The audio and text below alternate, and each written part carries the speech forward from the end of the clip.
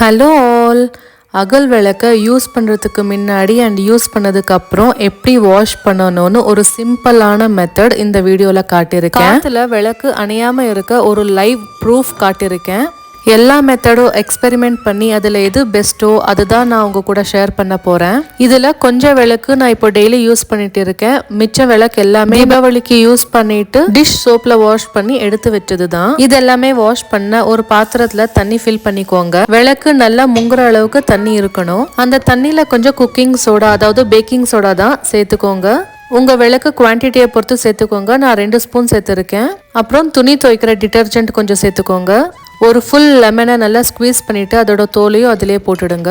தண்ணி நல்லா கொதிச்சதுக்கு அப்புறமா விளக்கெல்லாம் அது உள்ளே போட்டுடுங்க.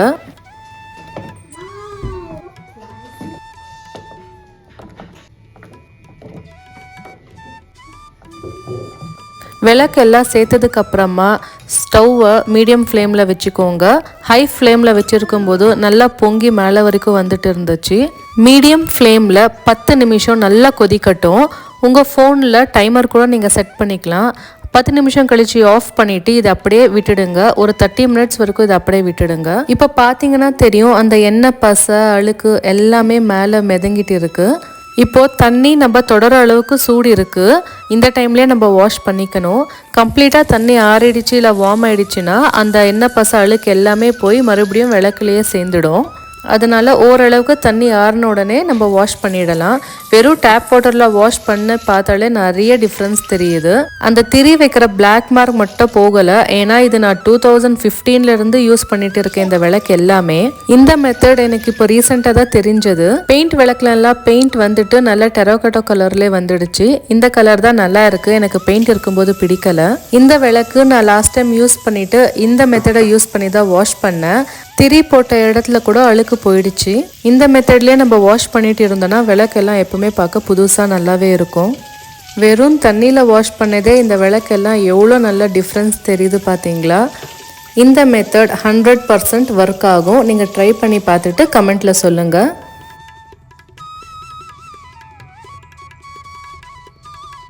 எல்லா விளக்குலையுமே பெயிண்ட் வந்துடுச்சு. இப்போ தான் நல்லா இருக்குது பார்க்க. எல்லாமே வாஷ் பண்ணிவிட்டு ஃபைபர் கிளாத் இல்லைனா காட்டன் துணியில் நல்லா தொடச்சிக்கோங்க.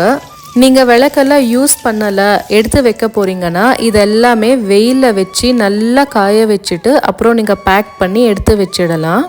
இல்லை நீங்கள் இப்போ யூஸ் பண்ண போகிறீங்கன்னா இதை வெயிலில் காய வைக்கக்கூடாது, நிழலில் தான் காய வைக்கணும். நான் ஒரு 2 விளக்கு மட்டும் எடுத்துட்டு மிச்சம் எல்லாமே வெயிலில் காய வைக்க போகிறேன்.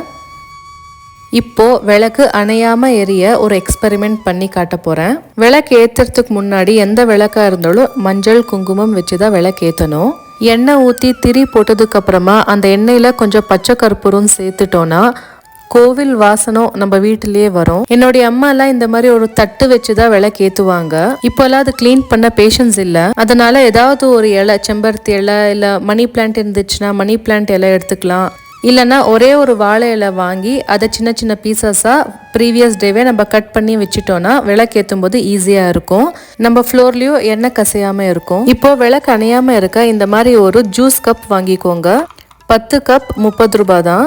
இப்போ அந்த பேப்பர் கப் ஜாயிண்ட்டில் நான் கட் பண்ணுற மாதிரியே அந்த பேஸ் வரைக்கும் கட் பண்ணிவிட்டு அப்புறம் அதை சுற்றி கட் பண்ணிக்கோங்க.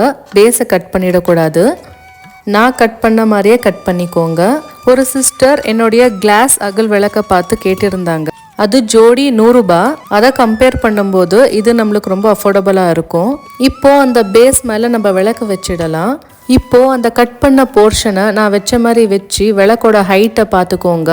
எக்ஸஸாக இருந்துச்சுன்னா அதை கொஞ்சம் நம்ம கட் பண்ணிக்கலாம். நான் ஜூஸ் கப் எடுத்ததால் ரொம்ப பெருசாக இருக்குது, அதனால் கொஞ்சோண்டு கட் பண்ணிக்கிறேன். சின்னதாகவும் கட் பண்ணிடக்கூடாது. ஓரளவுக்கு விளக்கை விட கொஞ்சம் ஹைட்டாக இருக்கணும். இப்போ பாருங்கள், உங்களுக்கு நான் டிஃப்ரென்ஸ் தெரியும் எவ்வளோ ஹைட் இருக்குன்னு. இது வந்துட்டு டீ கப் நான் நேற்று எக்ஸ்பெரிமெண்ட் பண்ணதுக்காக வச்சது. எண்ணெய் பார்த்தீங்கன்னா அதிலே தான் இருந்தது, கிரனைட்டில் இறங்கவே இல்லை. அண்ட் டீ கப் வச்சதால் காற்றுக்கு விளக்கு ஆடிட்டே இருந்தது, ஆனால் அணையலை. அதனால தான் இன்றைக்கி ஜூஸ் கப் வாங்கிட்டு வந்தேன், கொஞ்சம் ஹைட்டாக இருக்கட்டும்னு சொல்லிட்டு. இப்போ பாருங்கள், 2 விளக்கையும் ஏற்றிட்டு என்னோடய கிச்சனில் ஃபேன் போட்டிருக்கேன். ஃபேன் காற்றுக்கு விளக்கு அணையவே இல்லை. என்னோட கிச்சனில் இருக்கிறது ஹை ஸ்பீட் ஃபேன், ரெகுலேட்டர் எல்லாம் இல்லை, அது ஃபுல் ஸ்பீடாக தான் போகும். அந்த காற்றுக்கே விளக்கு அணையலை.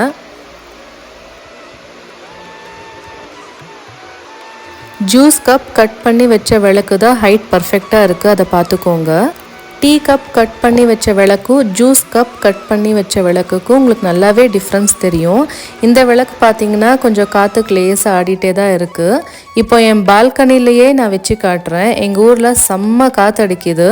இப்போ பாருங்கள், பால்கனியில் வச்சுட்டு நான் அப்படியே காட்டுறேன், அது அணையுதா இல்லையான்னு நீங்களே பாருங்கள். வச்ச உடனே கொஞ்ச நேரம் காற்று லேசாக தான் வந்துச்சு, பெரிய காற்று இருக்கவே இல்லை. கொஞ்ச நேரம் கழித்து பார்த்தா செம்ம காற்று. சரி, நான் அப்படியே வீடியோ ஷூட் பண்ணிகிட்டே இருந்தேன், உங்களுக்கு ப்ரூஃப் காட்டலான்னு. காற்று எப்படி அடிக்குதுன்னா பாருங்கள், அது விளக்கு எப்படி ஷேக் ஆகிட்டே இருக்குது, நீங்களே பார்க்கலாம். ஆனால் விளக்கு அணையவே இல்லை.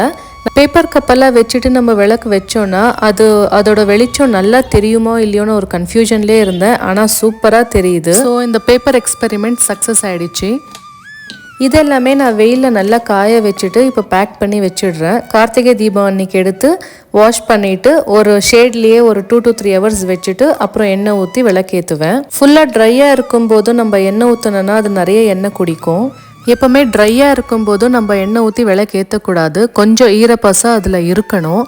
இந்த வீடியோ உங்களுக்கு பிடிச்சிருக்குன்னு நம்புகிறேன். பிடிச்சிருந்தா ஒரு லைக் கொடுங்க. தேங்க்யூ ஃபார் வாட்சிங்.